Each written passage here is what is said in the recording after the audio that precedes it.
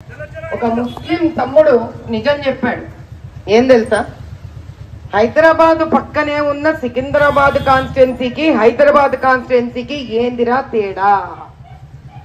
మన దగ్గర 13 నుంచి 16 బస్ స్టాప్లే ఉన్నాయంట. అవి కూడా భయంకరమైన పరిస్థితిలో ఉన్నాయి. అదే సికింద్రాబాద్ దగ్గర 700 చిల్లర బస్ స్టాప్లు ఉన్నాయి వాళ్ళకి. అందులో కొన్ని ఎయిర్ కండిషన్లు కూడా ఉన్నాయి. మన దగ్గర 19 ప్లే గ్రౌండ్లు మాత్రమే ఉన్నాయి. అదే సికింద్రాబాద్ లో 500 చిల్లర ప్లే గ్రౌండ్లు ఉన్నాయి. మన దగ్గర 15 పార్క్ 27 పార్కులు ఉన్నాయి పెద్దవాళ్ళు తిరిగి అట్లా రౌండ్లు కొట్టడానికి. అదే సికింద్రాబాద్ లో 650 పార్కులు ఉన్నాయి. ఇలా 40 ఏళ్ల నుంచి హైదరాబాద్ లోక్సభ పార్లమెంట్ ని ముక్కలు ముక్కలు కింద నవిలి నవిలి రక్తం తాగి తాగి తాగి వాళ్ళ జోబులు నింపుకున్నారు. ఏఎంఐఎం వాళ్ళు, బిఆర్ఎస్ వాళ్ళు, కాంగ్రెస్ వాళ్ళు, ఇప్పుడు ఎంబీటీ కూడా కలిసిపోయింది వాళ్ళతో కలిసి. దీన్ని బట్టి మనకు తెలియాల్సింది ఏంటంటే ఈ నలుగురు ఈసారి కలిసిపోయిన తర్వాత మన జీవితాలను బాగుపరిచే శక్తి కమలం పువ్వుకి మాత్రమే ఉంది. ఈ నలుగురు దుష్ట చతుష్టయం, నలుగురు దుష్టులు, దుర్యోధన, దుశ్శాసన, శకుని, కర్ణ, ఈ నలుగురు దుష్టులు ఏ రకంగా అయితే కలిసినారో అట్లా బిఆర్ఎస్, కాంగ్రెస్, ఏఎంఐఎం, ఎంబీటీ నాలుగు దుష్ట శక్తులు కలిసాయి.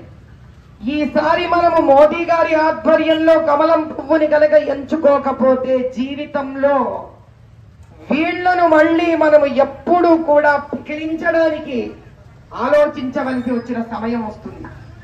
ఈసారి 2 విడతలలో 2 టర్మ్స్ లో మోదీ గారు ఎన్నో యోజనాలను తీసుకొచ్చినా కూడా ఆ యోజనాలు ఇక్కడి దాకా తీసుకొని రాలేదు.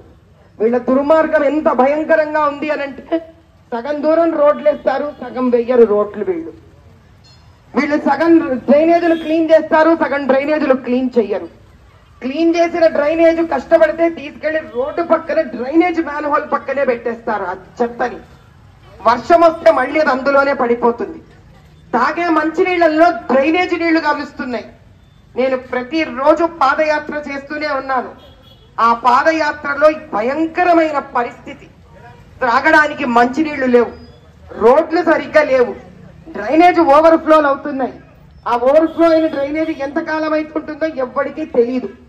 చెప్పుకోవడానికి మాల్స్ లేవు ఇక్కడ, మంచి సినిమా థియేటర్లు లేవు ఇక్కడ, పిల్లలు ఆడుకోవడానికి ఒక మంచి స్పోర్ట్స్ సెంటర్స్ లేవు ఇక్కడ, ఒక యూనివర్సిటీ లేదు ఇక్కడ, ఒక ఐటీ కంపెనీ లేదు ఇక్కడ. ఎందుకు ఇంక ఇటువంటి జీవితం? వీళ్ళు పక్కోళ్ళ ల్యాండ్లు తినేస్తారు, వీళ్ళు మస్జిద్దులని విరగొడతారు, వీళ్ళు ఎంత అరాచకానికైనా దిగుతారు. ये लोग ना मुसलमान के लिए है या ना हिंदू के लिए है. खुद के काम के औरत के आंसू के लिए भी कदर नहीं है ये लोगों को. इंस्टेंट ट्रिपल तलाक निकालने पर भी मोदी भाई हंसे नहीं. ये लोगों को और औरत दलदल में गिरना ही है ये लोगों को. इसीलिए अब की बार 400 पार भी करना है और हैदराबाद से ही करना है. मेरे सारे भाइयों बहनों, మనమందరం అక్క చెల్లెళ్ళు అన్నదమ్ములం ఈసారి ఒక్కటవ్వాలి. చూడండి, అది చూడండి, ఆ డ్రైనేజ్ ఎట్లా తీసి ఆ పక్కనే ఆ తిప్ప కొట్టినాడు. ఈ తిప్ప తీసుకెళ్లి ఏఎంఐఎం ఇంటి ముందు పెట్టాలా? ఇది ఇక్కడ ఉన్న న్యాయం. ఇది ఏంది రోడ్లు? అదో అక్కడ ఒక తిప్ప డ్రైనేజ్ పక్కన, ఇక్కడ ఒక తిప్ప డ్రైనేజ్. ఏమింది? ఎంత ఇన్ఫెక్షన్లు వస్తాయి, ఎంత భయంకరంగా ఉంటుంది. ఎక్క రోడ్డు సరిగ్గా లేదు, వాటర్ సిస్టమ్ సరిగ్గా లేదు. ఎండాకాలం వచ్చిందంటే నీళ్లు భయంకరం. 3 రోజులకు ఒకసారి వస్తుంది ఈ నీళ్లు. మంచి నీళ్ళు లేకపోతే బతికేది ఎట్లా? ఇంట్లో అయితే ఎప్పుడు వాళ్ళకే డబల్ బెడ్రూమ్లు. ఆ డబల్ బెడ్రూమ్ ఎప్పుడు మన వరకు రావు. పార్టీవాడకు రావు, ఎస్సీలకు రావు, ఎవ్వరికి రావు. బీదవాడుగానే మిగిలిపోతున్నాడు. వాళ్ళ ఒక్క ఇల్లే, అసదుద్దీన్ ఒక్క బిల్డింగే పెద్దగా ఉంటుంది, అంబానీ బిల్డింగ్ లాగా. ఇంకెవ్వరికి అంత బిల్డింగ్లు లేవు ఇక్కడ. అదే మీరు వేరే కాన్స్టిట్యున్సీలు చూడండి, ఎంతో మందికి ఇళ్ళు ఎంతో పెద్ద పెద్దగా ఉన్నాయి అక్కడ. ఒక మనిషి 21వ శతాబ్దంలో హైదరాబాద్ లాంటి ఒక నగరంలో ఉంటుంటే, రాజధానిలో ఉంటే ఎంత అద్భుతంగా ఉండాలి వాళ్ళ జీవన విధానం. చెప్పుకోవడానికి ఒక మంచి మాల్ లేదు ఇక్కడ. అలా ఎన్ని మలేషియా కాదు, సింగపూర్ కాదు, మీరు కనీసం వియత్నాం వెళ్తే కూడా అక్కడ మాల్స్ ఉంటాయి, ఫిలిప్పీన్స్ కి వెళ్తే మాల్స్ ఉంటాయి. ఫిలిప్పీన్ దేశంలో వాళ్ళు చిన్న చిన్న ఉద్యోగాలకు బయటకు వెళ్తారు. అలాంటి ఫిలిప్పీన్స్ దేశంలో కూడా కనీసం 10-12 మాల్లు సిటీ సెంటర్ లో ఉన్నాయి. కానీ ఇది ఎంత భయంకరం అంటే ఇక్కడ మాల్స్ ఉండవు, ఏమీ ఉండదు. అంటే ఇక్కడ వాళ్ళు మనుషులు గారా? వీళ్ళకి జీవన విధానంలో అభివృద్ధి వద్దా వీళ్ళకి? ఇలా వీళ్ళకి కనుక అప్పచెప్పితే రక్తం తాగడానికి కూడా వెనకాడరు వీళ్ళు. ఈసారి మనం అందరం ఒక్కటవ్వాలి.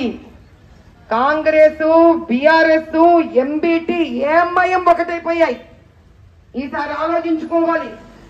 13వ తారీఖు మే 13వ తారీఖు అమ్మ అందరూ బయటకు రావాలి. కమలం పువ్వు గుర్తుకి ఓటు వేయాలి. ఈసారి మనం నెగ్గుకోవాలి. దిగ్విజయంగా మన మనిషిని పార్లమెంటులో కూర్చోబెట్టాలి. మోదీ సర్కారులో ఇస్తున్న ప్రతి లోను తెచ్చి ఇక్కడ వాడుకోవాలి. మనం ఇన్ని ఏండ్లు చూడు, మళ్ళీ ఇంకో డ్రైనేజ్ కుప్ప. మనుషులు ఉండాల్సిన విధి విధానమేనా ఇది? అసలు జిహెచ్ఎంసీ వాళ్ళని తీసుకొచ్చి కూర్చోబెట్టాలి దీని ముందు. ఫస్ట్ కాంగ్రెస్ వాళ్ళని తెచ్చి దీని ముందు కుర్చీ కూర్చోబెట్టాలి. దాని బాబు అప్పుడుగా అర్థం లేదు వాళ్ళు. భయంకరం, ఎంత భయంకరం. వాగ్దానాలు చేస్తారు, ఒక్క వాగ్దానం పాటించరు. అసలు వీళ్ళకి సమాధానం చెప్పాలంటే ఒక్క ఓటమ్మా. మే 13వ తారీఖు అందరూ కలిసి ఆ ఒక్క ఓటు కమలం గుర్తును గుర్తుంచుకో, గుర్తును గుర్తుంచుకో, గుర్తును గుర్తుంచుకో. జయ బోలో భారత్ మాతా కీ.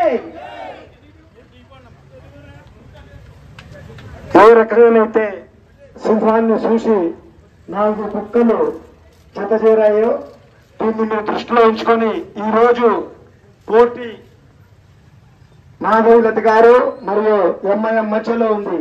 దయచేసి ఇతర పార్టీలకు ప్రభుత్వంలో ఉన్న పార్టీ నేరుగా అసదుకి సపోర్ట్ చేస్తుంది.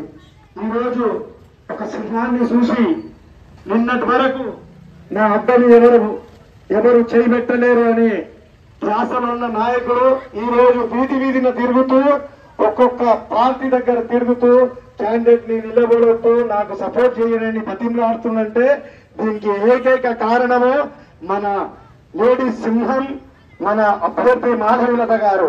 వారు కొద్ది సమయంలోనే నారీ సత్తా ఏందో, ఎలక్షన్ ఎలా కొట్లాడగలము, ఎలా ఈ హైదరాబాద్ ని గెలవమనే దృఢ నిశ్చయంతో వారు పోటీలో ఉన్నారు.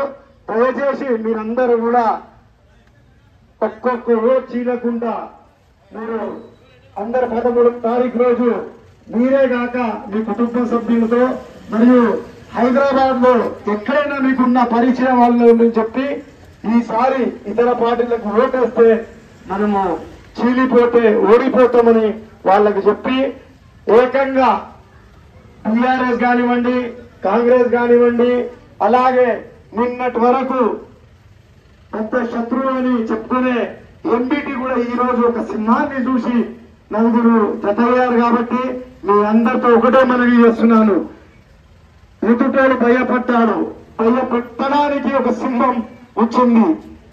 నిన్నటి వరకు హైదరాబాద్ లో పోటీ లేదని ఏ రకంగా అయితే మనం చూశామో ఈ రోజు గట్టి పోటీ ఇవ్వడానికి మాధవీలత గారు మీ ఎంబడి ఉంటూ గత దశాబ్దంగా ప్రజాసేవ చేస్తూ సమస్యల్ని ప్రతి ఒక్క సమస్యని తెలుసుకొని హైదరాబాద్ బరిలో ఉన్నారు.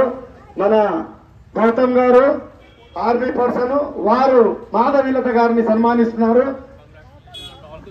భారత్ మాతా కీ, భారత్ మాతా కీ, భారత్ మాతా కీ జై శ్రీరామ్. మోదీ గారు ప్రభుత్వం ఏర్పాటు చేసిన తర్వాత ఏ రకంగానైతే సైనికులకు గౌరవం పెరిగిందో మనందరికీ తెలిసిన విషయమే. అటువంటి గౌరవం మనకు దక్కాలంటే రానున్న 13వ తారీఖు రోజు మాధవీలత గారికి ఓటు వేయాలి. హైదరాబాద్ బతుకులు బాగుపడాలంటే మాధవీలత గారికి ఓటు వేయాలి.